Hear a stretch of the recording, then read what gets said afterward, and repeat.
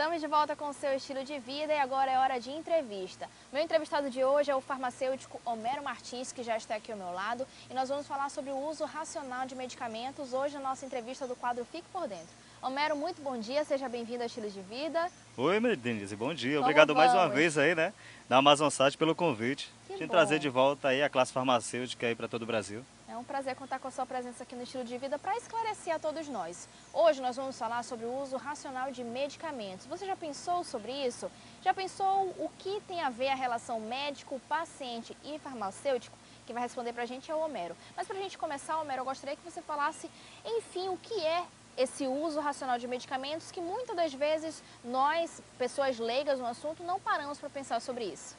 Denise, o uso racional de medicamentos é o paciente ter a orientação correta, né, da dosagem desse medicamento, né, como que vai ser a tomada desse medicamento, os dias que é para tomar e ele também está orientado a fazer o tratamento completo, que hoje em dia o paciente ele acaba pegando os medicamentos ou depois de uma prescrição médica, ele acaba muitas vezes não completando o seu tratamento. É verdade. E aí é claro que ele precisa procurar quando ele vai adquirir os medicamentos, o farmacêutico tem que estar junto dele ali, passando a orientação, como vai ser a tomada desse medicamento, né, como ele vai utilizá-lo, né, até o final, né, para completar aí o seu tratamento. Então ele Certo. começa aí o uso racional de medicamento, né, com orientação farmacêutica. E qual que é o papel do farmacêutico? A gente vê que muitas vezes as pessoas não entendem muito bem a importância desse profissional que está treinado, está habilitado e tem qualificação para estar orientando. Gostaria que você esclarecesse para quem está assistindo, até para que o farmacêutico esteja mais presente realmente na vida de todos nós. Hoje o farmacêutico ele está muito presente, né? Principalmente nas drogarias, nos hospitais, né? Cuidando dos hospitais, ele cuida da análise clínica, né? De exames de sangue, né? Quando vem o pedido. Já nas drogarias, ele está lá para orientar também sobre as medicações, né? Sobre esse uso racional do medicamento, orientação nessa assistência farmacêutica. Então hoje o Brasil todo, né? O mundo todo, principalmente aqui em Manaus, já subentende-se que o farmacêutico é de extrema importância e tem uma grande necessidade, né, para o povo brasileiro, para a comunidade. Porque sem esse profissional fica difícil, né, na tomada dos medicamentos desses pacientes. Então a gente precisa desse profissional estar atuando sempre. O farmacêutico, ele está, como a gente tem falado nas outras entrevistas, né? A comunidade ela tem que ir em busca desse profissional. E é um profissional fácil de ser encontrado nas drogarias, entendeu? Principalmente que você não vai enfrentar a fila para falar com o farmacêutico. Você consegue falar com o farmacêutico tranquilamente, pedir uma orientação dele. Então é uma importância muito grande hoje. Hoje as pessoas, elas, quando vão tomar um medicamento, elas querem saber qual é a ação do medicamento. Hoje mudou a coisa, o quadro hoje mudou da situação, né, dos pacientes, entendeu? Então o que acontece? Então hoje o farmacêutico está atuando de frente com o paciente, né, dando essa orientação no uso racional de seus medicamentos. E qual que é o perigo, Homero, dessa falta de orientação? A gente sabe que, em alguns casos, o paciente sai muitas vezes da consulta, isso não é sempre, nós não vamos generalizar, mas acontece, a gente sabe disso, muitas vezes sem nem entender muito bem o que foi receitado a ele e, principalmente, de que forma aquele medicamento deve ser utilizado. Então, qual que é o perigo da falta dessa orientação do farmacêutico, por exemplo? Pois é, o farmacêutico, o perigo que acontece é o seguinte, Denise, se o paciente vem com uma prescrição e vai comprar o seu medicamento, ele não recebe essa orientação, fica difícil para ele, porque muitas vezes está lá prescrito como é que ele vai tomar. Mas não vai ter um profissional capacitado, habilitado, perto dele, para estar orientando ele como que ele vai fazer a tomada desse medicamento, como que ele vai utilizar diariamente e para que ele não pare o tratamento. Né, para que esteja ali tendo uma sequência, ou no caso, se ocorrer uma reação adversa, ele procurar o farmacêutico para dizer o que ele está sentindo, porque aí a gente entra, também pode ligar para o médico dele, né, e ver que se vai ser preciso mudar a miligrama, ou mudar o medicamento, ou ele parar, porque a reação adversa está prejudicando esse paciente, mais muitas vezes do que a patologia. Então entra na tomada de outro medicamento, aí quem vai fazer aí a prescrição seria o médico, né? Com a ajuda, claro, do farmacêutico, tendo toda a autoridade de indicar ele para retornar e ajudar ele nessa orientação. Aí fica difícil, por isso que ele precisa extremamente do profissional. E é bom até a gente esclarecer que o farmacêutico é um profissional qualificado para estar dando todo esse apoio que você está citando para a gente aqui. Agora, Homero, como é que está a formação desses profissionais hoje em dia? Há décadas atrás, a gente sabe que na história, a história conta pra gente que pessoas não capacitadas, não qualificadas, acabavam atuando como farmacêutico, principalmente no balcão de drogaria. Como é que está a formação desses profissionais para que esse tipo de prática seja combatido também nos dias atuais? Isso. Hoje, né, o quadro já mudou muito, como a gente tem falado no início da entrevista. Hoje o farmacêutico ele está atuando já de frente, já está direto nas drogarias, atuando, né, de frente com esses pacientes, que são também nossos clientes. Antigamente tinha essa irresponsabilidade ética, né, nos anos 70, do farmacêutico não estar presente, talvez nas drogarias, assinar e não está. Hoje, né, já se criou, já terminou-se isso, não existe mais. Hoje o farmacêutico ele tem a obrigação de estar na drogaria sim, quando ele assina ela, e está lá de frente atendendo, orientando os seus pacientes, dando saúde base à comunidade. Por isso que eu digo que a comunidade brasileira e nós aqui no Amazonas, em Manaus, precisamos buscar essa orientação. E a Amazon Site está ajudando muito nisso, porque eu tenho recebido muitas informações, as pessoas entram muito nas minhas páginas de internet, agradecendo, comentando que hoje tem tá claro mais agora para as pessoas, como diz assim, o véu do tempo se rasgou. Sei. Então hoje as pessoas já enxergam mais, né, que existe um profissional capacitado, habilitado. Não confunde mais tanto o farmacêutico com o balconista. O balconista é de extrema importância, Denise. O balconista, quando ele trabalha com mais inteligência, o que ele faz? Ele pega, toda vez que vai sair uma medicação, ele apresenta o farmacêutico para a comunidade. Olha, esse aqui é o nosso farmacêutico. Caso você precisar desse profissional, ele está aqui para orientar você, para ajudar você na sua casa, aqui na drogaria, para a comunidade em geral. E um vai passando para o outro, entendeu? Aí sim, já clareou mais a situação. Certo, entendeu? Tá certo. Agora, nós vamos ao vivo, já na redação? Então tá certo. Vamos agora, Almero, a gente vai dar uma pausa no nosso bate-papo, porque o prefeito de Manaus, Arthur Neto, está na redação do Amazonsat e vai trazer informações importantes pra gente aqui da capital amazonense. Quem vai conversar com a gente é o Rodrigo Sampaio. Bom dia, Rodrigo. Bom dia, Denise. Bom dia para você que está acompanhando Ao Estilo de Vida. Neste momento nós recebemos o prefeito de Manaus, Arthur Neto, que vai falar um pouquinho das atividades da prefeitura para esse segundo semestre de 2013. Prefeito, seja bem-vindo ao Amazonsat. Muito obrigado. A honra é minha e um grande abraço afetuoso a todos os telespectadores.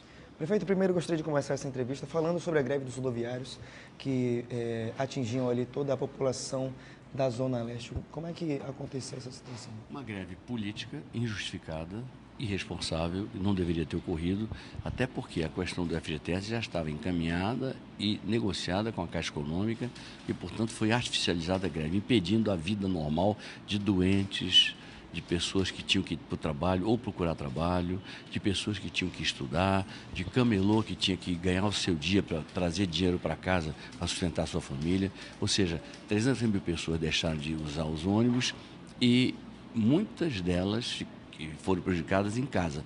Muitas foram prejudicadas em casa. Os parentes das que saíram, das que queriam sair, não saíram.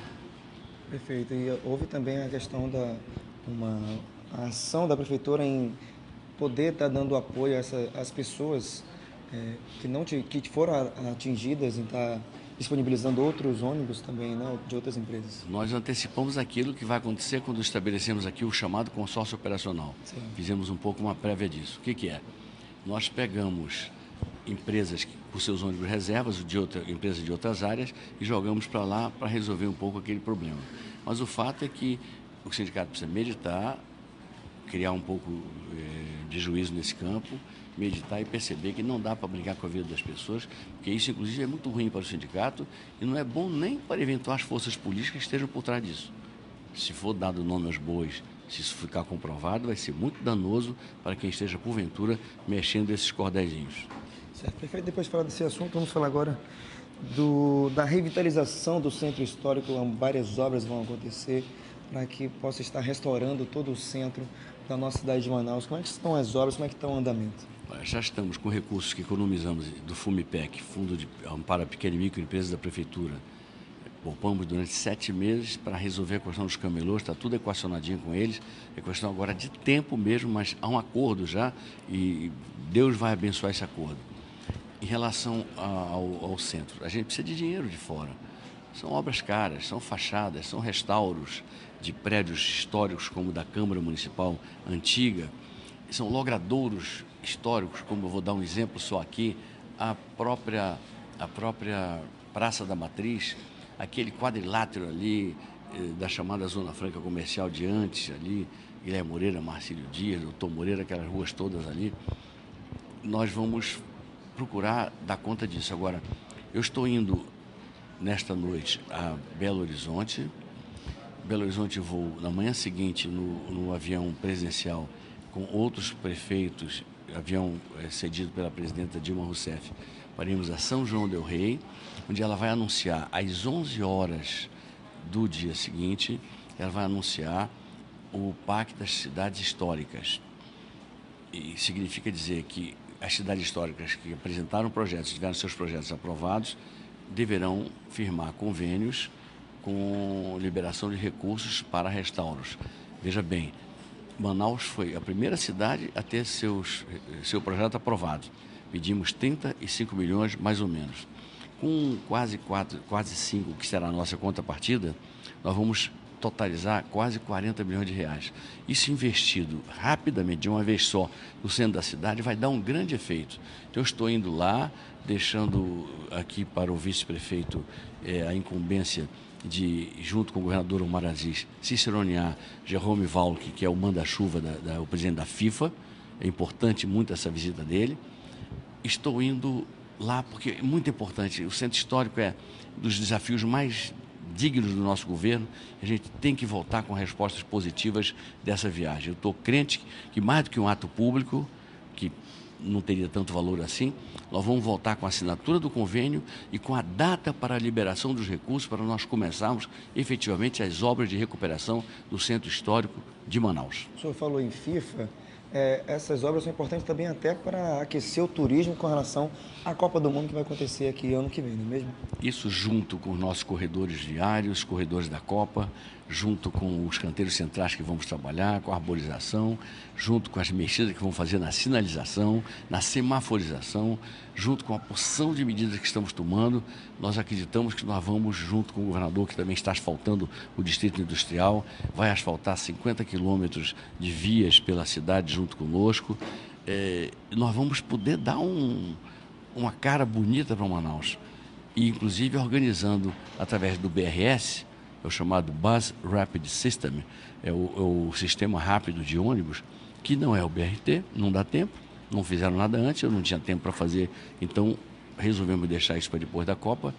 Mas o BRS já vai de ponto a ponto, estamos restaurando as plataformas dele, nós estamos restaurando os terminais, o T5 já está a pleno vapor, dentro de dias começa o T4 e o T3, vamos desativar o T1 e o T2, e nós já licitamos e vamos começar agora, nessa semana, os 100 abrigos que vão ser construídos dos 200, que nós destinamos dinheiro, 100 abrigos verdadeiros de ônibus. O que é abrigo?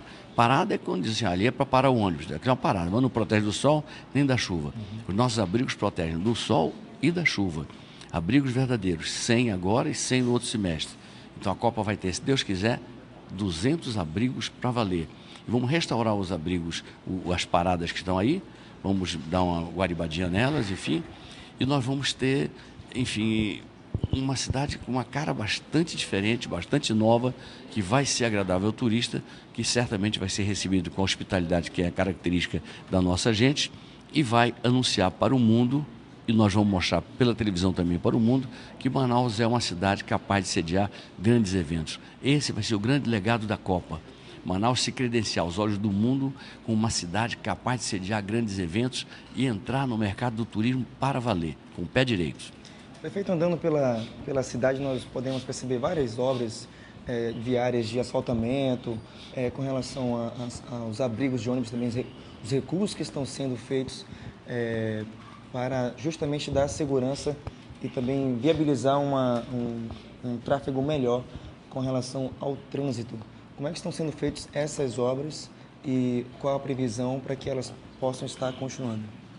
São obras que no começo não foram assim bem entendidas por todos, foram muito bem entendidas por muitos, porque parecia que se mutilava praça, aqui ou acolá, e no entanto nós estamos procurando espaços possíveis para fazer os recuos, para o ônibus, ao ir recolher o passageiro na parada, ele entra na baia, E com isso, os outros carros e ônibus passam. Não há uma interrupção. Antigamente, o ônibus parava, os passageiros entravam e o trânsito se interrompia.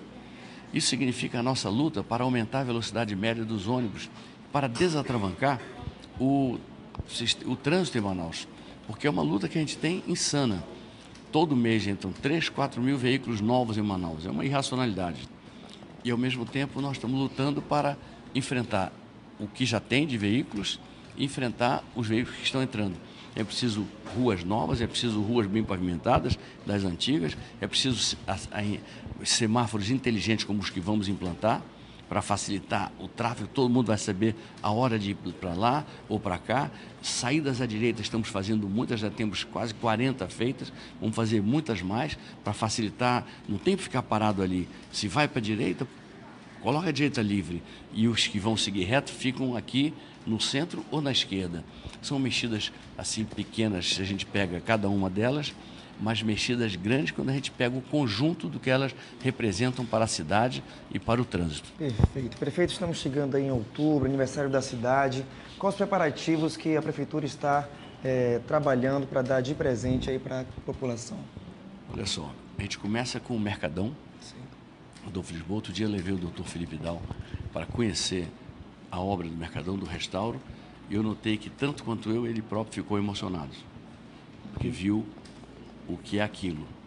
Não é uma reforma, aquilo não é nem uma reconstrução, é um restauro, é uma coisa mais sofisticada. Mostrei para ele uma escada, os degraus de uma escada, que estavam soterrados, que apareceram de novo, feitos por um restaurador colombiano de primeira mão, primeira linha. Lá nós estamos, essa altura, com cerca de 87%, 88% das obras concluídas. Muito bonita mesmo. Está ficando realmente divina. Até os tiros de uma revolução que houve aqui estão preservados lá e vamos ter os letreiros luminosos contando toda a história dos tiros. Ali onde hoje é a feira provisória, nós vamos, com o dinheiro do FOMIPEC, tirar os feirantes de lá, pagando a eles o sustento deles. Eles vão para o Sebrae estudar no Sebrae, enquanto a gente constrói uma ETE, uma estação de tratamento de esgotos, que vai ser, essa é a parte mais bonita, a meu ver, embora o Mercadão seja lindo, seja o segundo monumento, depois do Teatro Amazonas é o primeiro, mas a estação de tratamento de esgoto vai ser um exemplo de civilização que a gente vai dar, porque nós vamos pegar as águas servidas do Mercadão e, através dessa estação de tratamento de esgoto, dessa ETE, nós vamos jogar 90% dessas águas limpas, puras, no Rio Negro. Ora, se todo mundo tivesse feito assim sempre, não haveria poluição nenhuma. Nós teríamos as águas dos nossos igarapés sem poluição. Outra luta que a gente tem que travar ao longo das décadas, não é um governo só, ao longo das décadas. Mas eu tenho muito orgulho disso. Por falar em estação de tratamento de esgoto, vai ter outra no Jorge Teixeira 3, ali no ProUrbis. Vamos entregar, se Deus quiser, essa estação de tratamento de esgoto, que vai beneficiar 3 bairros e mais Jorge Teixeira 3. Se quisermos amanhã, e se pudermos estendê-la, vamos pegar todo o Jorge Teixeira, 1, 2 e 4, além do texto já está atendido, mais outros 3 bairros, atendendo centenas de milhares de pessoas. E nós vamos com nesse mesmo momento, 24 de outubro, nós vamos entregar já 84 casas populares, prédios, apartamentos, enfim, para as pessoas que estavam no Igarapé, porque o asfaltamento já terá começado e talvez a gente já entregue algum bairrozinho no dia 24 de outubro, porque está a pleno vapor o asfaltamento lá dos 4 bairros iniciais. Nós vamos também fazer uma série de eventos. A gente pega assim o Boi Manaus, que a ideia nossa é fazer 3 grandes movimentos naquele momento lá, mas inclusive inserindo outras tribos culturais, o hip hop, por que não a MPB, ou seja, sem nenhum desprestígio para o boi, que eu adoro, sou caprichoso inclusive, mas a gente quer mexer tudo nisso, quer realmente dar oportunidade a todos. E vamos ter várias obras, vamos ter ruas inauguradas, avenidas inauguradas, vamos ver se a gente não tem alguma surpresa já nos nossos lotes 1, 2, 3, 4 e 5, visando a Copa do Mundo. Vamos ver o que nós temos de obras de saúde, de educação, que nós temos entre saúde e educação, é praticamente todo dia uma obra diferente. Nós vamos ter muitas novidades. Eu quero fazer um 24 de outubro, que vai ser o 30º, 44º aniversário de Manaus, comemorado com alegria, com obras, com autoestima, com o centro histórico já sendo repaginado, com muita... Nossa, a Manaus que a gente quer está começando a nascer. Tá, ok. Muito obrigado, prefeito, pela sua participação aqui conosco no Amazon Site. De verdade, de coração. Eu agradeço. Tenho muito prazer sempre estar aqui, até pelo ambiente jovem que vocês criaram. O Felipe Dal Júnior está muito de parabéns com vocês todos. É sempre alegria. Eu só vejo todo mundo sorrindo aqui. A gente sente um ambiente de trabalho muito favorável, muito gostoso de lidar com ele. E eu tenho muito prazer toda vez que eu venho ao Amazon Site para falar com vocês de um por um e depois para falar com os telespectadores do jeito que a gente possa transmitir a mensagem sincera de sempre. Muito obrigado. Obrigado, prefeito. Obrigado. Denise, essas são as informações sobre Manaus hoje, falando com o prefeito Arthur Neto. Eu volto com você até amanhã. Obrigada, Rodrigo, pela sua participação. A gente volta a conversar então amanhã. Até lá.